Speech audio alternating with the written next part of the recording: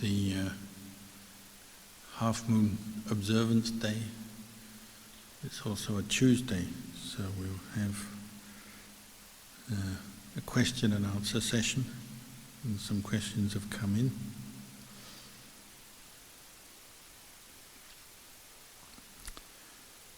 So the first question today is, what does the word Arahant mean? So we chant Arahant every day.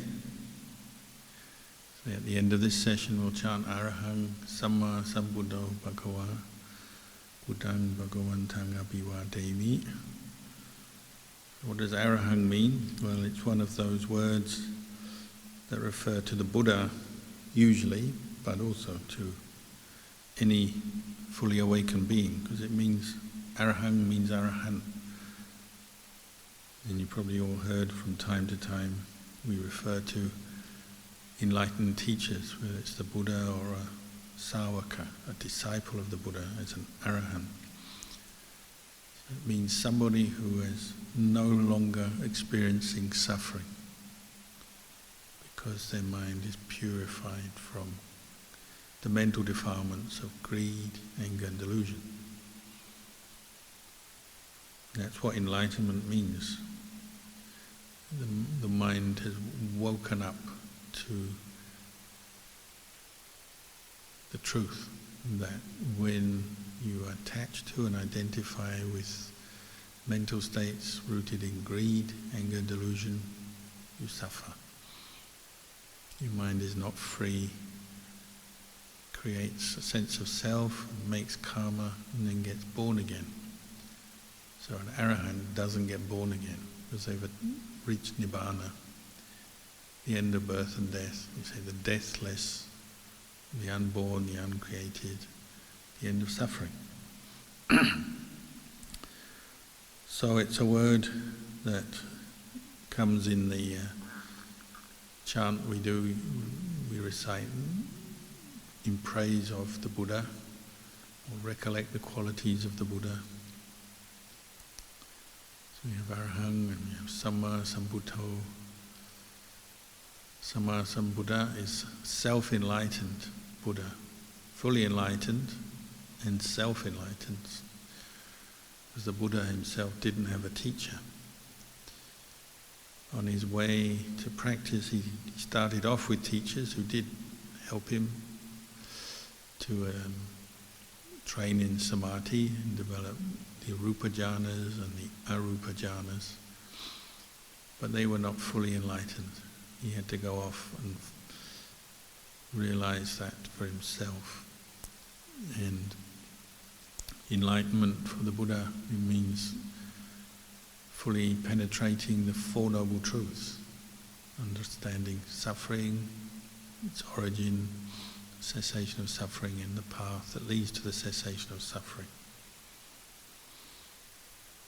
And we have other words we use for the Buddha, so from that chant, and we also call him Sarati Satadeva Manusanam. He's an incomparable trainer of humans and gods. He's ready to train those who wish to be trained, those who are prepared to be trained. Some people are not, and they don't want to be trained, they don't want to practice. But for those who are ready to practice, ready to train, then the Buddha can train them very well and bring others to enlightenment based on his own experience of the path. He can teach that to others very well. We also call the Buddha Bhagava. He's a blessed one. The Buddha is blessed. So it's a blessing to have the Buddha around.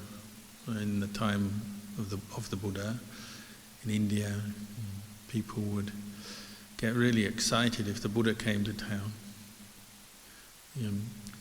In those days they had no electricity, internet, newspapers, TV or anything. But if the Buddha came to town, the word would spread really quickly. Because just in Indian culture they had a sense of there is such a thing as an enlightened being, an arahant, and it's a blessing to meet an arahant, or hear teachings from an arahant, make offerings of food or flowers or something to an arahant. That was really deeply ingrained in the culture. So even if someone didn't call themselves a disciple of the Buddha yet, just the idea that there is such a thing as a Buddha, an enlightened being, brought up a lot of faith, excitement for people. So the Buddha would come to town, so everyone would come out and sit and listen to the Buddha out of faith. And they thought it was a blessing to have the Buddha around, to meet the Buddha, even just to lay eyes on the Buddha, or to bow at the feet of a Buddha, offer food to the Buddha and so on. It was a great blessing. So that we have these many words we use to describe the Buddha and the qualities of the Buddha. So arahant means purified from greed, anger and delusion. We believe that in this day and age we have enlightened teachers who are arahants as well. So like Luang Por Man or Luang Por Cha. In the end, only a Buddha or another arahant will probably know if someone is an arahant or not. But because they teach so well, explain so well, and the disciples live with them, gain confidence in their teaching and in their practice, then there's a sense that if anyone is to be an arahant, then this teacher probably is. You may not know 100%, but maybe for 99% you say, oh, they're definitely 99% sure it's an arahant. So Luang Por Man was like that. All those who lived with him felt he must be a fully enlightened monk. Ajahn Chah the same.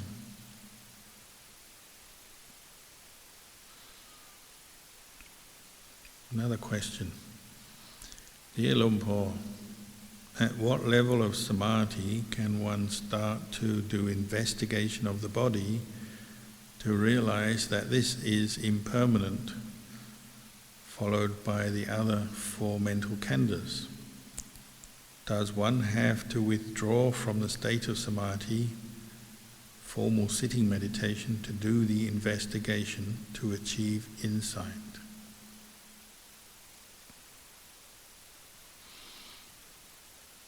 You could say yes and no,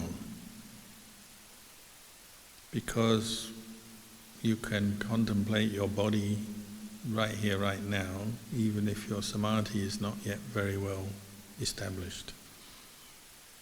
You see your body every day, you look at it, you feel it, you sense it from inside, you observe many things about your body all the time, even if you're not meditating, or if you feel you don't have very strong samadhi, you can still contemplate your body in very ordinary situations, like when you wash because you're dirty.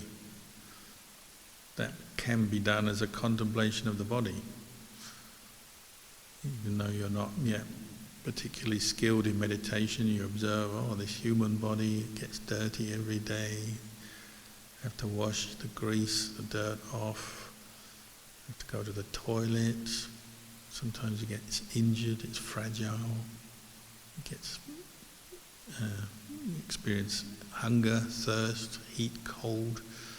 Especially if you live in Melbourne, in one day you can go from heat to cold very quickly. All of that is something you can contemplate about this body.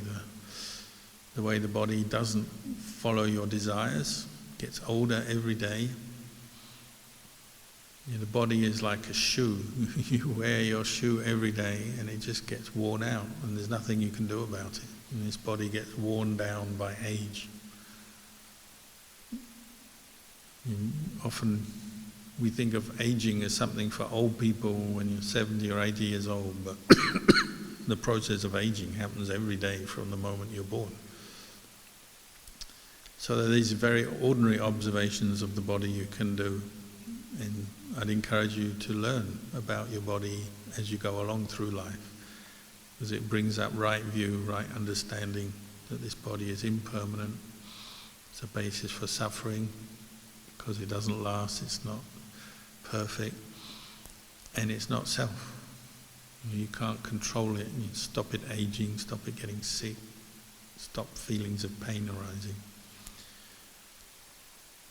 But of course, in order to develop the Noble Eightfold Path, which will lead to Nibbana, you do need to develop all the factors. So that includes Virya, or Sama Vayama, and then Sati, Sama Sati, mindfulness, Sama Samadhi, Samadhi being stillness of mind, firmness of mind, the 4 jhanas. But whatever depth of samadhi you attain and for how long will depend on your skill and your effort in the practice. And maybe there are times when you put a lot of effort in, so your mind becomes particularly more calm and stable and firm than before. But in meditation we talk about the 2 aspects of meditation, samatha and vipassana, or calm and insight. And states of calm we attain by focusing the mind on one object, such as the breath, or one part of the body, or by recitation of the word Buddha. And when the mind becomes one-pointed and it goes beyond the 5 hindrances, we call that samadhi. Of course, when the mind is one-pointed and still, it's not thinking anymore, it's just knowing one single object. It unifies, all the mental energy gathers in one place. It's peaceful and it's accompanied by piti and sukha, joy, happiness. You feel good, bright, there's no more sleepiness, you're not bored, you're not angry, you're not worried. You're not doubting about what you're doing. All the hindrances disappear. But in samadhi, a state of stillness, you can't think, so you can't contemplate. You just know the object, and that has a very powerful purifying effect on the mind, so it's a very good thing to experience. But as you emerge back out of that state of one-pointedness, thoughts start to arise, feelings arise, you're more aware of your senses again. That's when you can contemplate. And if you've been in a state of one-pointedness and you are in a state of one-pointedness, as you start to think again, you can pick up and follow each thought and see it as impermanent, arising, ceasing, sensations in your body, feelings, pleasant, unpleasant.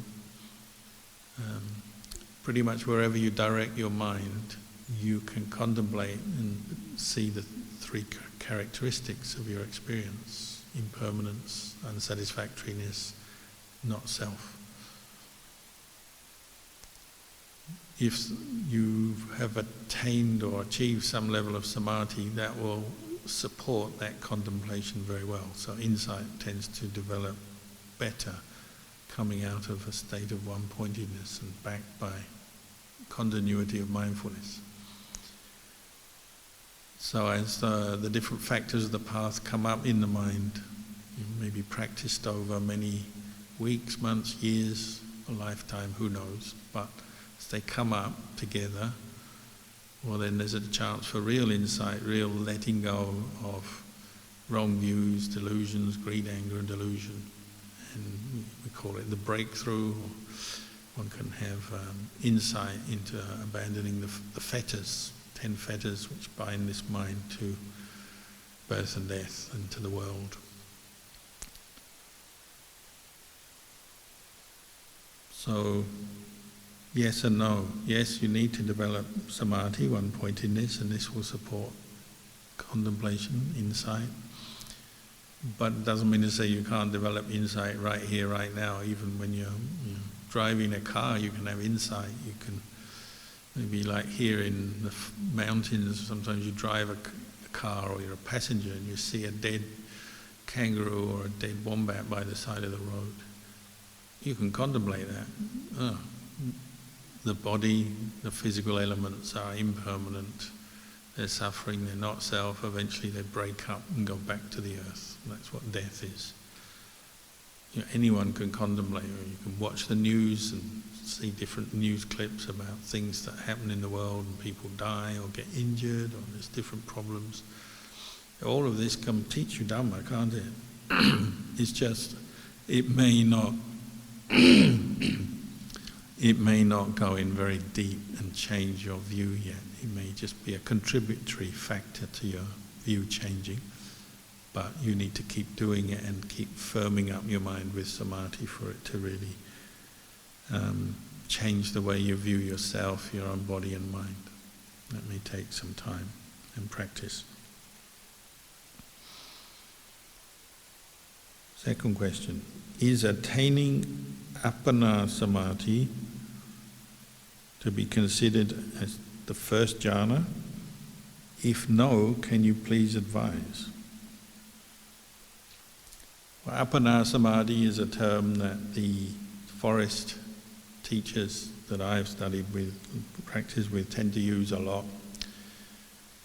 And it's a cover-all phrase for the four jhanas, usually the four rupa jhanas. Perhaps just it's a practical thing. You know, you can go the technical way and just go through the description in the suttas and sort of technical descriptions of samadhi and, you know, the difference between first, second, third and fourth jhana. But in a very practical, down-to-earth way, many teachers also notice that your practice of samadhi is not always going to repeat itself exactly the same each time. In the sense, sometimes your mind goes into a more deeper state of samadhi than others. So you may attain what we describe as first jhana, and then you may attain third jhana or fourth jhana, and then back to first. And especially when you're not absolutely skilled in it, it may not be something you can determine that well. It may happen according to a whole set of causes and conditions, partly internal in your own mind, partly external, partly physical, depending on your body, and so on. So, this term appana samadhi means entering one of the four jhanas. And the mind of jhana does have its particular characteristics. The five hindrances disappear for the period that one is experiencing samadhi in samadhi. How refined or the level of mindfulness will depend on different factors such as effort and skill and wisdom as well.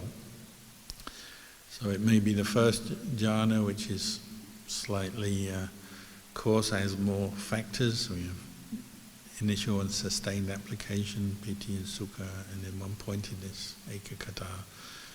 Whereas say fourth jhana is a much purer state of samadhi, with pure mindfulness, pure equanimity, and even piti and sukha have been abandoned. So it's obviously different from first jhana, but they're both jhana, so they have some common characteristics in those states, but they also have differences. Appana samadhi covers all, but it depends at that time, on that day, at that time, what factors of samadhi have been abandoned, and sometimes it's deeper or not so deep, depending. And the general teaching is, having entered appana samadhi, one withdraws or emerges from it, and then contemplation goes very well because mindfulness has been purified. It's very continuous, strong, steady. The mind is not easily shaken by different sense impingements and different thoughts and moods that arise. Normally our mind is easily shaken. You just think of something you don't like and it puts you in a bad mood, or you think of something you like and it brings desire or attraction. Having come out of appana samadhi, the mind is not so easily swayed by these thoughts, memories or external stimulation. There's a stillness and a firmness of mind that allows one to contemplate from a place of detached equanimity and really see the true characteristics of those different objects one's experiencing. or to see thoughts arising, passing away, sensations, feelings in the body, external stimulus, pleasant, unpleasant, seeing, hearing, tasting, touching, smelling, and so on. The steadiness of mindfulness and the continuity of mindfulness coming out of Appana Samadhi is very strong. So it's the best time to contemplate. But it doesn't mean to say you can't contemplate and develop insight at any time. You can. It's just it may not yet be that profound or mind-changing. Just depends. But keep going.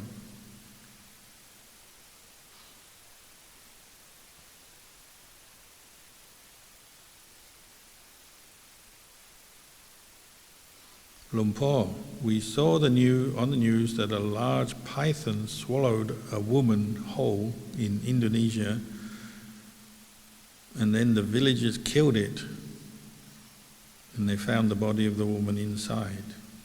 Isn't that bad karma? My husband thinks I'm crazy because I said the villagers shouldn't kill the snake. Am I wrong?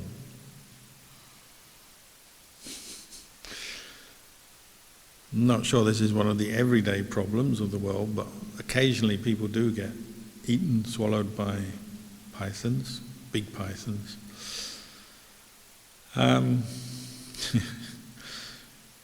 It's obviously bad karma or resultant karma for the lady, poor lady who was swallowed, and it happens. I remember one person was almost killed when they had a nap in their afternoon. They'd been working hard in their fields, and then having a nap, the python came up and tried to swallow them, but luckily they woke up before. But obviously this woman didn't escape, very sad. So the python has made bad karma by killing the woman. The woman has received the past karma that she's made, and it's resulted in being swallowed alive and killed by the python. Very unfortunate. Then the villagers probably suspected that the python has killed the woman, so they go after the python, catch it and kill it because they see it as a threat. They're scared and they want to protect their families, I guess. And then they cut open the python and find the body. So, yes, of course, whoever killed the python has made more bad karma. Maybe that's the karma that will lead to getting killed by a python in the future, who knows? You can only speculate, but killing, for whatever reason, there's always some bad karma because you're taking away the life of one animal or being. But you understand why they might have done that, because they're worried this python is going to attack others.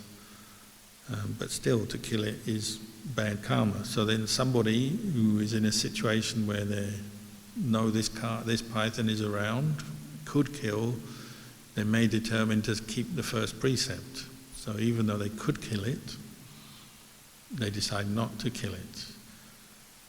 And when you decide to keep a precept, it always opens up new avenues, new solutions to problems. So say you have a problem python who is hanging around in the forest near your village and kills people or animals, is more likely. It might kill your livestock or something. One option is to catch it. And people do this all the time. I used to live with Lumpur Tui in Thailand, who has a huge forest monastery, but it has a wall surrounding it. So all the animals in there kind of stay within the compound of the monastery. It's a few thousand acres, beautiful forest. And they have deer and wild pigs and porcupines and squirrels and all kinds of animals and monkeys. And pythons get in there, and pythons eat all those things. So one time Lumpur Tui realized that there were too many pythons in this forest, killing too many animals. So we had gave the monks a job to catch pythons. Not to kill them, but just catch them and then put them in sacks and then take them away to a bigger forest, a national park, and release them. Because if you have a python in a confined space like a garden or sometimes in a village or in some smaller area, then they're going to cause a lot of destruction, a lot of death. But you don't necessarily have to kill them. You can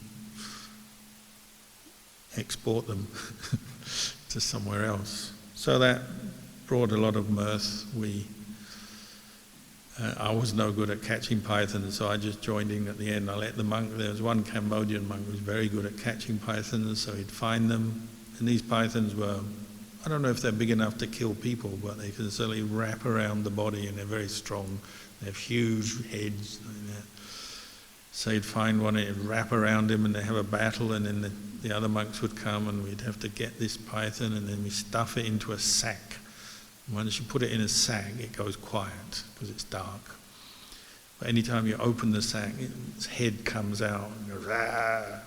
Threatens everyone because he's upset, naturally. So once he's in the sack, you want to quickly get it onto a truck and send it off to the national park.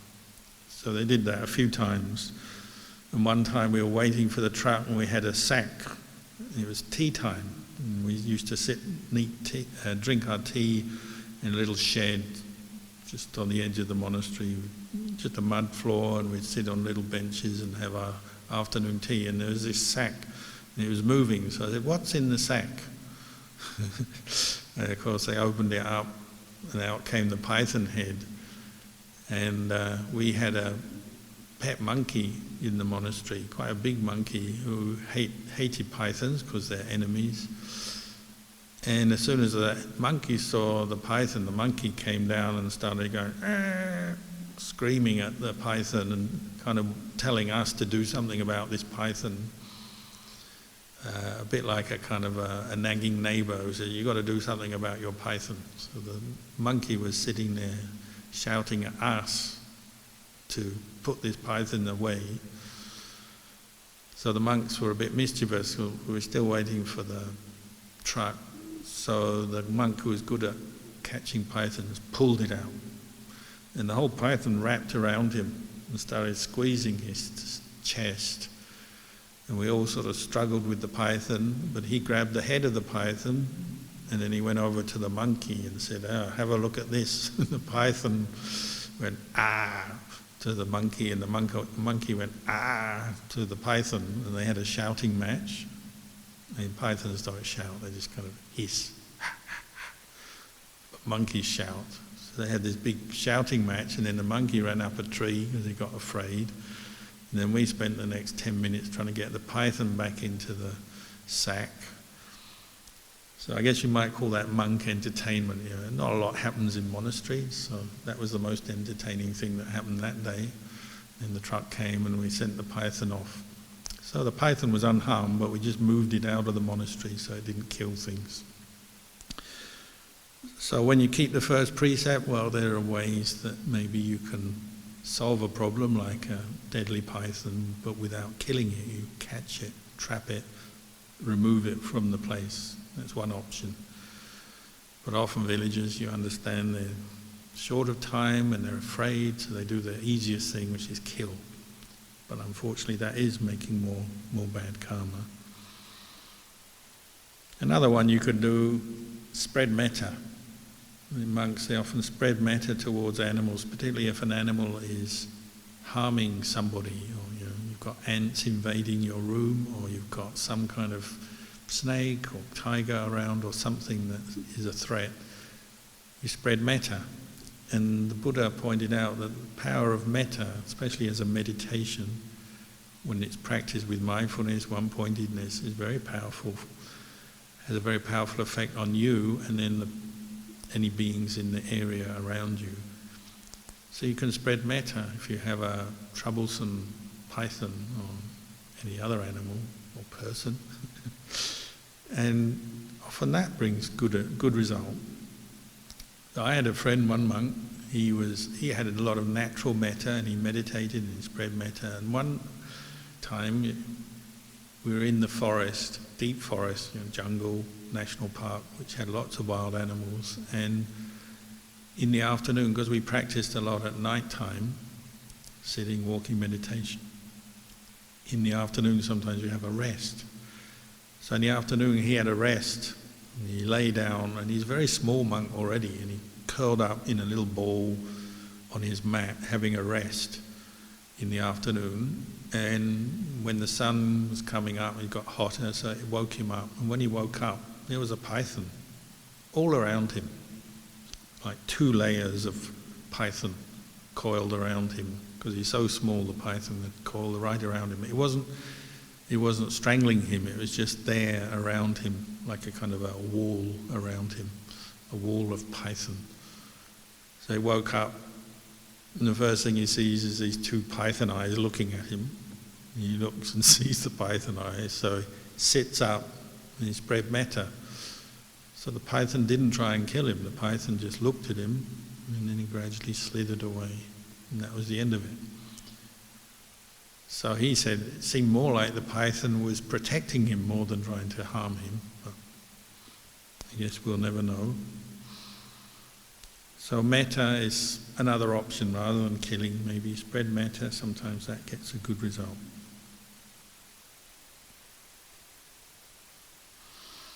Another question. Ajahn Chah said, if you are peaceful, learn from the peace. If you are not peaceful, learn from being not peaceful. What are we supposed to learn from being not peaceful? Thank you. Well, the obvious, you learn what it's like when you're not peaceful. That's learning, isn't it? But you can ask yourself questions when you're not peaceful. You say, I'm not peaceful today, I'm meditating and my mind is full of thoughts, worries, anger. What is making me not peaceful today? So you start to learn what the cause is. Maybe there's a particular issue bothering you. Maybe it's something you said or did, and you're reminded of it as you meditate. It comes up and it bothers you. You can't settle down. So it's your own actions. That's something you can really learn from. Maybe you have an argument with somebody and you feel bad, or you feel guilty, or you feel you said the right thing, it doesn't matter, but you have the sense impression of remembering this argument, for example, comes up, and you might learn, oh, it's so agitating remembering this argument, the words I said, the words they said, oh, this was a terrible experience, I never want that again. And you can learn, can't you? You can say, oh, I'm not going to react in that way again. And you learn from that experience of suffering as you're meditating. Or sometimes it's something else. It could be pain in your legs. That's a very common cause of mental disturbance when you meditate. As soon as you experience pain, it's hard to concentrate, hard to be with yourself. So you've got 2 options. You either move and give up, maybe, or you practice some patience and bring up some effort and maybe contemplate that painful feeling. And if you keep meditating, maybe you'll notice it arises, it ceases. You can outsit painful feelings. And they come and they go, they change. They're not always the same intensity, they change, they come, they go. And you can learn from that. And you get an insight into the impermanent nature of painful feelings. It could be painful memories, unpleasant thoughts, distracting thoughts. And you notice our habit is when we experience something that's painful or mental disturbance, we look for a distraction, look for a way out. Rather than looking at it as an experience, we look away from it to something else that's more pleasant. So, we do things that make us feel more comfortable. So say you're meditating, you have a lot of negative thoughts, worries, anger, whatever. Well then, in your meditation you may start to fantasize about something pleasant, more attractive, more desirable. Or you may just quit the meditation and get up and go and eat food or have a drink or talk to your friend or watch some TV or whatever it is that you do for relaxation in another way. But that tends to be what we call sensual stimulation, and you're not really learning about what is disturbing you and how to see it as impermanent, as not self. You're just distracting yourself from it. So you haven't learned any lessons from it. So next time you meditate, you're going to encounter the same sort of problem. And as long as you keep running away into distraction and comfort seeking, you never really progress or get further. So this is why teachers like Ajahn Chah encourage us to sit with the pain, with the unpleasant mind state, and just learn from it and observe it. It's nature. It comes and goes. How bad is it anyway? Maybe you can use simple kind of reflections like the doctor said, if you have pain on a scale of 1 to 10, is it 1, 10, 5, 6, 7, whatever, that makes you learn about it, doesn't it? And maybe you realize the painful feeling that you thought was disturbing you, once you establish mindfulness, you realize it's bearable, it's not as bad as I thought. Maybe even it disappears, or your attitude changes so that you can tolerate it longer. And that can be the same with painful memories, sleepiness, whatever's disturbing you in your meditation. If you look at it and learn from it, then you may get beyond it and you realize it's just a mental state. Maybe it just kind of evaporates under the insight that you develop, the patience you develop, the effort you put into your practice, leads it to just disappear or dissolve. It doesn't seem so important or to bother you anymore, and you can really gain some deep insight that way. So continue with painful experiences as much as you can.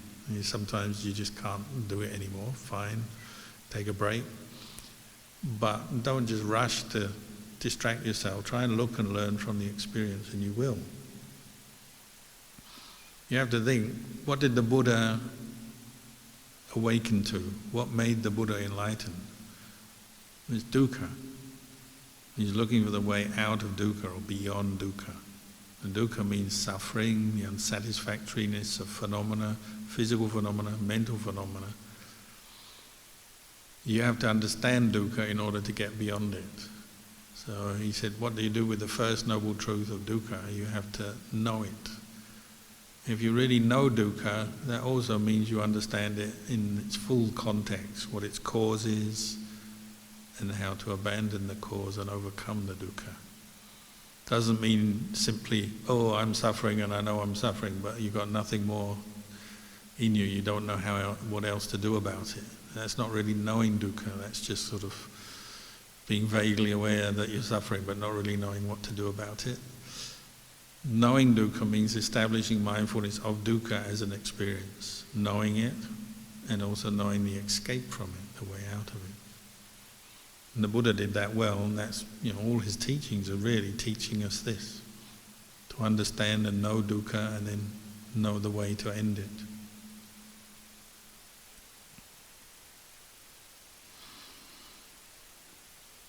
Good evening, Ajahn. I have a question. If one day in the future I have enough good fortune to be an alms mendicant, would you suggest me to live like that through my life? Yes. Easy answer. If it is correct that no matter what, it is still a much better lifestyle to be a renunciant compared to being a lay person.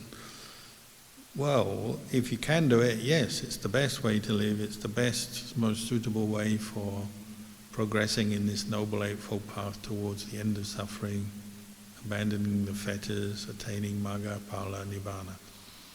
If you're ready, if you're willing, if the situation is there, yes, I would say that's the best thing to do with your life, the direct path to Nibbana.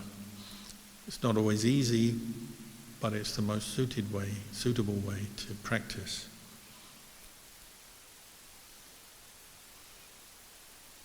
If you're not able to ordain yet as a monk or a nun because of some commitment, some issue that is limiting you, well, we also talk about ordaining your heart. So on the outside you may still be a layperson.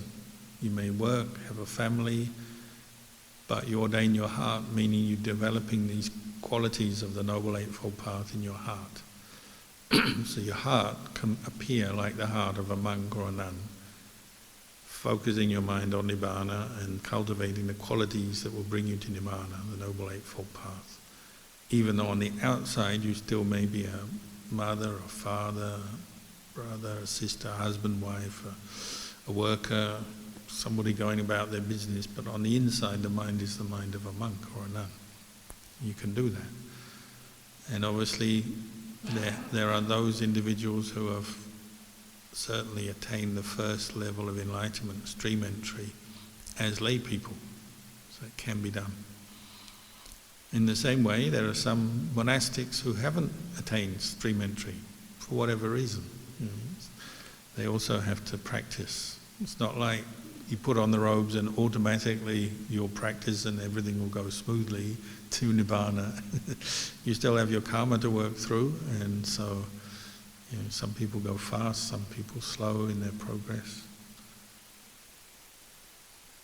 But yes, if you have the chance to ordain, why not? Do it and just see how you go. Put your heart into it. Another question. I feel I always see a lot of suffering from other people's lives, whereas most of the time I am unable to help.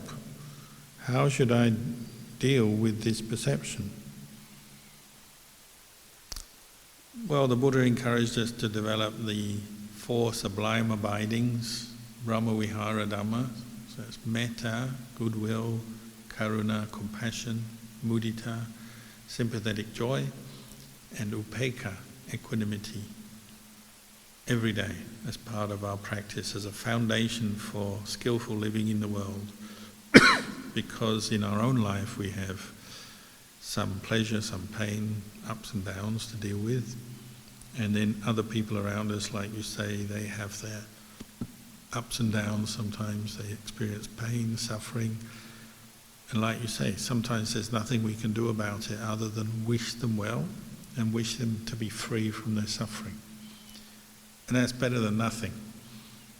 You respond to someone suffering even when you can't help them practically speaking, but you can send your thoughts to them, wish them to be free from suffering, and that's the practice of karuna. You can do that as a meditation, as a simple aspiration.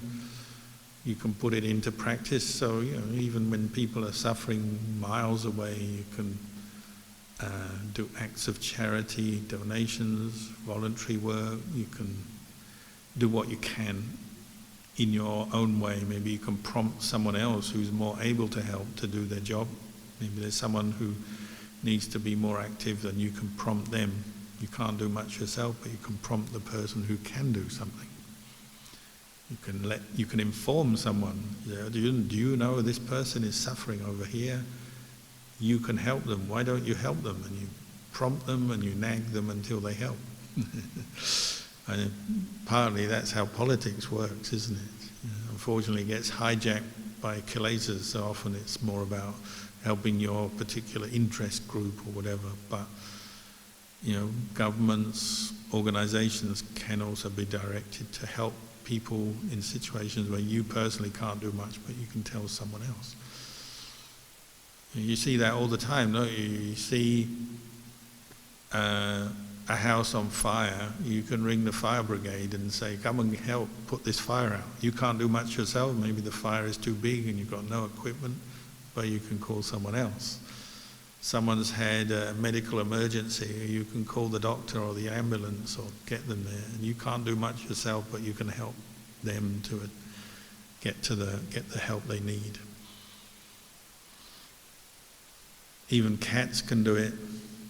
A few years ago we had a house fire down the road, 2-story house on fire, and the man was asleep in his bed on the top floor, and the neighbours are out there, and the neighbours called the fire brigade who come, and the whole house is in flames, and there's a pet cat out of the house safe, and the pet cat runs into the house, up the stairs, through the flames, and jumps onto his owner's face and just scratches or whatever it does to wake the guy up. And he wakes up with a cat on his face, clawing at him, and then smells the smoke, sees the flames, and then he gets out of the house because of the cat. Yeah, so even cats have Brahmaviharas in a certain situation, and they can help humans. Animals can help humans, humans can help animals, humans can help humans. You do what you can, whether it's indirectly, directly, or if nothing to be done, you can just meditate and wish them well. And you do what you can through meditation.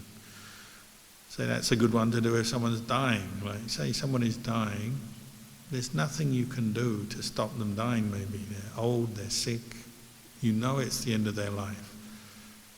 But you don't give up, do you? You sit there and you can meditate and send your thoughts of goodwill to help them die with a peaceful, calm, wholesome state of mind. You can do that.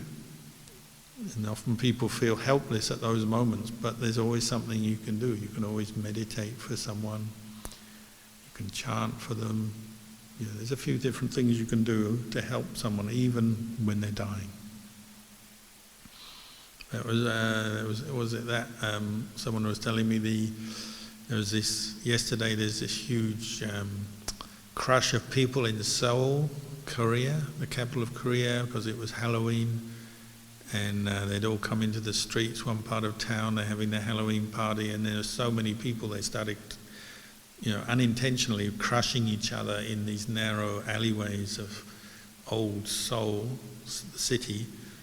And one guy, I think he may have been Australian, or I'm not sure, but he wasn't from Korea, he was a tourist, foreigner, and he was knocked to the ground.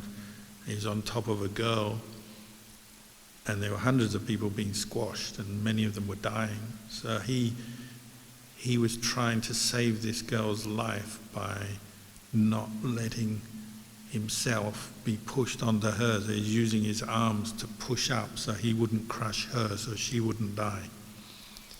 But unfortunately, I think she did die, but he tried his best. And then another person was there, a Thai lady was there, and there's another lady dying, so she tried to do CPR on her and held her hand at the very end. She was still alive, but she was fading fast, so she couldn't save her life, but she calmed her or just gave her some human warmth as she's dying. So even in what you might call a hopeless situation, you can still hold someone's hand, do CPR, show them that there's someone there caring, even if it's in a really desperate, hopeless situation. There's always something you can do, whether it's a thought, a word, an action, to express kindness, compassion at those times.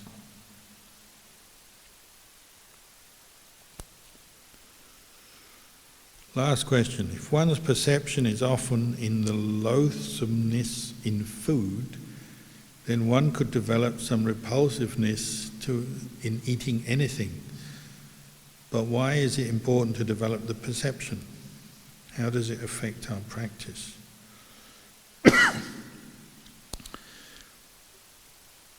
Well, many of these perceptions you develop in meditation and developing insight. One can force it through willpower or through wrong view. It can become extreme. So yes, you're right. It's possible one could contemplate the loathsomeness of food and just want to stop eating, starve to death, or have some, develop some mental condition, perhaps like anorexia or one of those mental states where you just don't want to face food, don't want to eat. You might call that a form of Atthakilamattana yoga, where your mind has become so fixated on fasting, perhaps, that you stop eating and you do yourself self-harm. Either could even kill yourself, or at least just make yourself ill, weak. So the Buddha would say that's one extreme not to go to in the practice. We practice the Majjhima Patipata, the middle way. So one can eat because one needs food to keep the body going to practice. But as you eat your food and collect your food, you contemplate, this food is repulsive in its nature, because once it goes into the body, it mixes with the body, with saliva and the body fluids, it becomes something nobody would want, and it goes through the body and it comes out the other end, the waste comes out the other end, and it's smelly, unattractive. you don't have to fast or go to extremes to do that contemplation. So you have to be wary of going to extremes.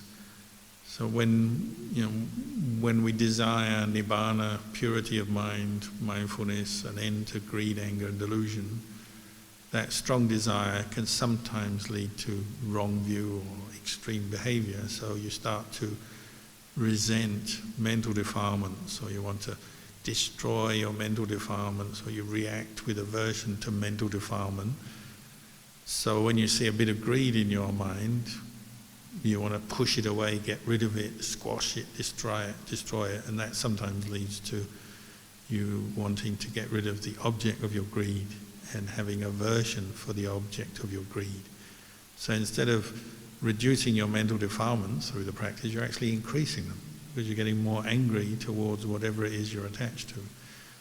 It's like, you can't let go of your greed yet, so you just want to destroy the thing that you're greedy for, because you realize it's an attachment, it's a cause of suffering, but you actually make more suffering than you had in the first place, maybe. So it's a mental imbalance, wrong view, wrong understanding of practice, and imbalance in your level of effort as well.